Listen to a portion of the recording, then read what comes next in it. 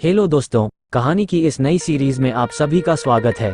आज की इस कहानी का नाम है ठग और किसान। यह एक बेड टाइम स्टोरी है। अगर आपको हिंदी कहानियाँ, मॉरल स्टोरीज या हिंदी फेरी टेल्स सुनने का शौक है तो इस कहानी को पूरा जरूर सुने।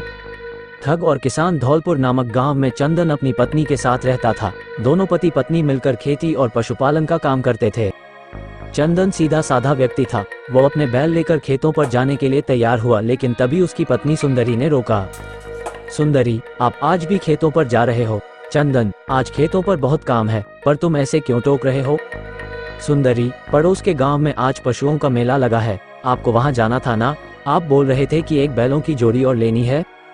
चंदन, अरे हाँ, मैं तो भूल ही गया था, मुझे बैलों की नई जोड़ी लेनी है। मेरी सुंदरी, तुम याद ना दिलाओ तो आधे काम में भूल ही जाऊं। सुंदरी, हाँ तो अब देर मत कीजिए, चलिए जाए, मैं यहाँ का सारा काम संभाल लूंगी। चंदन, ठीक है, मैं अभी जाता हूँ। चंदन पड़ोस के गांव के मेले में गया। उसने 2 बैलों की एक सुंदर जोड़ी खरीदी। चंदन को बाजार में शाम हो गई। चंदन बैलों को लेकर अपने गांव धौलपुर की तरफ चलने लगा। तभी रास्ते में उसे 2 व्यक्ति, बिल्ला और कालिया, मिले। बिल्ला, वाह वाह, बहुत अच्छे। चंदन, जी, मैं कुछ समझा नहीं। बिल्ला, तुम बैलों की बहुत खूबसूरत जोड़ी लेकर आए हो। कालिया, बैलों को देखकर लगता है काफी महंगे बैल लाए हो। बिल्ला, काफी समझदार भी लगते हो। कालिया, नहीं, ज्यादा महंगे खरीद लिए हैं इसलिए समझदार नहीं है। चंदन, भैया, मुझे अपने घर जाना है, मुझे देर हो रही है, रास्ता छोड़ो मेरा। बिल्ला, अरे भैया, तुम तो बुरा मान गए हो, अगर समझदार हो तो साबित करो। चंदन, जाने दो मेरे बाप, मैं बेवकूफ ही अच्छा हूँ। कालिया, हाँ भाई, जाने दो इसे, वैसे भी धौलपुर में बेवकूफ भरे पड़े हैं। चंदन मन में, ससुरे हमार गांव को गंवार समझते हैं। चंदन, हाँ, बोलो क्या बोल रहे हो तुम लोग, बेवकूफ नजर आते हैं तुमको क्या हम? बिल्ला, भैया, गुस्सा क्यों हो रहे हो? तुम हमारे साथ एक खेल खेलो, अगर जीते तो हम तुम्हें समझदार मान लेंगे और पैसे भी देंगे, और अगर तुम हारे तो तुम हमें एक बैल देकर जाओगे। चंदन, मैं समझदार ही हूँ, मैं खेल में जीत जाऊंगा। बिल्ला, ठीक है तो फिर देखते हैं। बिल्ला ने 2 पर्चियों पर कुछ लिखा और दोनों पक्षों को अपने हाथों में पकड़ लिया। उधर चंदन भी जोश जोश में उन दोनों की बातों में आ गया। बिल्ला, तुमको अब इन दोनों में से एक पर्ची चुननी है। एक में हम दोनों की हार लिखी हुई है और दूसरे में तुम्हारी हार लिखी हुई है, ठीक है? चंदन, थोड़ा मुश्किल है लेकिन भाग्य पर विश्वास रख सकता हूँ। जय नल्लू बाबा की, सही पर्ची पर हाथ जाए। चंदन ने एक पर्ची चुनी। जब उसने पर्ची को खोला तो वह हैरान रह गया, क्योंकि उस पर लिखा था, मैं अपना एक बैल हार गया। चंदन, आई, क्या हुई गवाह, मैं तो गया काम से। बिल्ला, पढ़ो पढ़ो, पर्ची में क्या निकला है? चंदन, जी, मैं हार गया। बिल्ला, अच्छा, इसका मतलब अब एक बैल हमारा हुआ। चंदन, जी, लेकिन। बिल्ला ने दूसरी पर्ची भी वहीं फेंक दी और कालिया के साथ एक बैल को लेकर चला गया।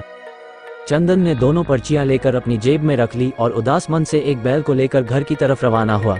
थोड़ा सा आगे चलकर चंदन को 2 व्यक्ति, गोपी और जग्गू, मिले। गोपी, अरे क्या बात है, बहुत शांत और उदास जा रहे हो, हम तुम्हारी कोई मदद कर सकते हैं क्या? चंदन ने उन दोनों को अपने साथ हुई ठगी के बारे में विस्तार से बताया। गोपी, हमारे पास इसका इलाज है, सिर्फ बाबा ही इनकी मदद कर सकते हैं, लेकिन एक मुश्किल है। चंदन, क्या, बताओ भाई, मेरी मदद करो। गोपी, हमारे गांव में एक सिद्ध बाबा है जो तुम्हारा बैल वापस ला सकते हैं, लेकिन वो सिर्फ अपने गांव के लोगों की ही मदद करते हैं। चंदन, क्या सच में? गोपी, हाँ, उनके पास जादुई शक्तियां हैं, तुम्हारे एक बैल को देखकर दूसरा बैल लाकर दे देंगे। चंदन, तुम भले आदमी लगते हो, मेरी मदद करो, मेरा बैल ले जाओ और दूसरा बैल ले आओ भाई। गोपी, तुम भी भले आदमी लगते हो, हम तुम्हारी मदद करने को तैयार है, तुम यहीं रुकना, हम तुमसे यहीं मिलेंगे, ठीक है भाई? चंदन ने अपना बैल दे दिया, जिसके बाद गोपी और जग्गू बैल लेकर चले गए और सुबह तक भी नहीं आए। बिल्ला, कालिया, गोपी और जग्गू चारों सगे भाई थे। चंदन ने बहुत इंतजार किया और फिर वो सुबह अपने घर चला गया। उसे अकेला आया देखकर उसकी पत्नी सुंदरी ने पूछा, सुंदरी, क्या हुआ, आप खाली हाथ आए हैं? चंदन, हाँ, मैं वो। सुंदरी, क्या हुआ, आप क्या छुपा रहे हैं मुझसे? चंदन, वो मैं बैल तो लाया था, लेकिन। चंदन ने सुंदरी को सारी बात बताई और वह दोनों पर्चियां भी दी, लेकिन जब सुंदरी ने दोनों पर्चियां खोलकर देखी तो दोनों पर्चियों में एक जैसा ही लिखा था। सुंदरी को सब समझ आ गया। सुंदरी, हाँ, वो चारों ठग थे, उन्होंने आपको लूट लिया है।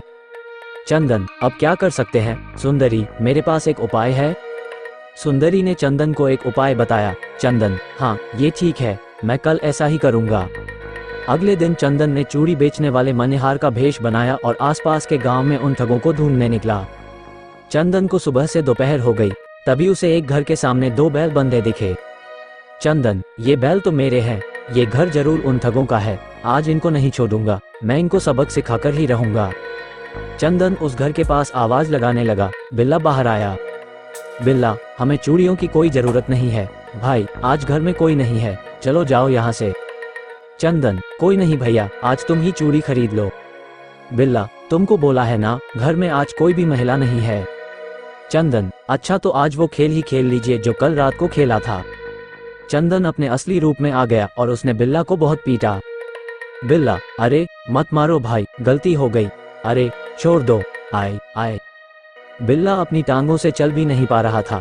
चंदन ने मौके का फायदा उठाया और अपने बैल लेकर चला गया। बिल्ला के तीनों छोटे भाई कालिया, गोपी और जग्गू शाम को घर आए। कालिया, भैया को क्या हुआ? बिल्ला, वही व्यक्ति आया था जिसके हमने बैल ठगे थे, आए बहुत मारा है उसने मुझे, वो अपने बैल भी ले गया। अब तुम जल्दी से जाकर वैद्य जी को बुलाओ, नहीं तो मैं तो गया। गोपी, आप फिक्र ना करें भैया, ठीक है, हम भी जा रहे हैं। तीनों भाई वैद्य जी को लेने चले गए, लेकिन गांव के चौराहे पर ही वैद्य जी मिल गए। वैद्य, कहाँ भागे जा रहे हो? कुछ जल्दी में प्रतीत होते हो। कालिया, अरे हम किसी वैद्य जी को ढूंढ रहे हैं, हमारे भाई की पिटाई हुई है, उनकी हालत बहुत पतली है, मेरा मतलब खराब है। वैद्य, अरे राम राम, किसने पिटाई की तुम्हारे भाई की? हाँ बताओ जरा। हम हैं वैद्य, हम ठीक करेंगे आपके भाई को। गोपी, अरे तो वैद्य जी जल्दी चलिए। वैद्य, हाँ चलो भाई, अभी तुम्हारे भाई की तकलीफ बढ़ाते हैं। जग्गू, अरे क्या बोला आपने? वैद्य, बेटा मैंने कहा अभी तुम्हारे भाई की तकलीफ भगाते हैं। वैद्य, जो ठहरे, हमारा काम तकलीफ भगाने का ही तो है। जग्गू, ठीक है, जल्दी चलो अब। उद्धरण चिन्ह। तीनों भाई वैद्य जी को घर ले आए। वैद्य, अरे किसका इलाज करना है? मुझे यहाँ कोई दिख ही नहीं रहा। उद्धरण चिन्ह। कालिया, वैद्य जी नीचे देखो, ये हमारे भैया हैं और इनको चोट लगी है। वैद्य, बहुत गहरे घाव दे गया कमबख्त, लेकिन एक समस्या है, मेरी औषधि खत्म हो गई है, मैं तुम लोगों को औषधि बता देता हूँ, पास के जंगल से ले आओ। वैद्य जी ने तीनों भाइयों को जंगल में औषधि लेने के लिए भेज दिया और फिर अपने असली रूप में आ गए। वैद्य जी का असली रूप देखकर बिल्ला के तो होश ही उड़ गए, क्योंकि चंदन ही भेष बदल कर आया था। बिल्ला, तू यहाँ फिर से आ गया। चंदन, हाँ शायद अभी कुछ और हिसाब बाकी है। चंदन ने फिर से एक डंडा उठाया और बिल्ला को पीटना शुरू कर दिया और उसके भाइयों के आने से पहले ही वहां से भाग गया। जब बिल्ला के तीनों भाई वापस आए तो बिल्ला ने उनको सारा हाल सुनाया। बिल्ला, कमीने ने मार मार कर भरता बना दिया, उसे छोड़ना मत। जग्गू, बस बहुत हो गया, अब हम उस आदमी को जिंदा नहीं छोड़ेंगे। गोपी, लेकिन हम उसे कैसे ढूंढ लेंगे? जग्गू, बहुत आसान है, उसने अपने घर के बाहर बैल जरूर बांधे होंगे, अब चलो उसको वहीं पर पीटते हैं। कालिया, गोपी और जग्गू तीनों अपने भाई का बदला चंदन से लेने के लिए उसके गांव पहुंच गए और चंदन का घर ढूंढने लगे। तभी उन्हें दिखा कि एक बड़े से घर के बाहर 2 बैल बंधे हैं। गोपी, दुश्मन मिल गया, उसने अपने बैल यहाँ बांधे हैं, जरूर वो इस घर के अंदर ही होगा। उद्धरण चिन्ह। कालिया, ध्यान रहे, उसको बहुत पीटना है, उसको याद रहे कि किससे पंगा लिया था। उद्धरण चिन्ह। तीनों भाई अंदर गए, लेकिन वो घर एक पुलिस वाले का था। पुलिस वाले ने तीनों को बहुत पीटा, तीनों वहां से जान बचाकर किसी तरह भाग गए। पुलिस वाले के घर के बाहर चंदन भी खड़ा था। चंदन, मुझे पता था कि तुम मुझे ढूंढते हुए जरूर आओगे, इसलिए मैंने अपने बैल पुलिस वाले के घर के सामने बांध दिए थे। कालिया, हमें माफ कर दीजिए, हम आज के बाद किसी को नहीं ठगेंगे। गोपी, तुम तो सच में अक्लमंद हो, हमने तो सोचा था कि तुम्हें बहुत अच्छा बुद्धू बनाया, लेकिन तुमने हमें अच्छा सबक सिखाया है। चंदन, मेहनत से काम करो, जिससे तुम्हारे साथ साथ दूसरों की जिंदगी भी आसान हो जाए। अगर किसी को ठगोगे तो तुम्हें मेरे जैसा कब कोई मिल जाए, क्या पता। चलो जी, अब मैं चलता हूँ, राम राम। चंदन अपने बैल लेकर चला गया और ठगों को पुलिस ने पकड़ लिया और कुछ महीनों की कड़ी सजा के लिए कारागार में डाल दिया। इस कहानी से आपने क्या सीखा, नीचे कमेंट में हमें जरूर बताएं। हेलो दोस्तों, मैं हूं आपका अपना दोस्त सुनील। यहाँ मैं कुछ अनोखी कहानियों के साथ आपका मनोरंजन करूंगा। अगर आपको हमारी हिंदी स्टोरी कहानी पसंद आए तो हमें सपोर्ट करें और अपना प्यार बनाए रखें।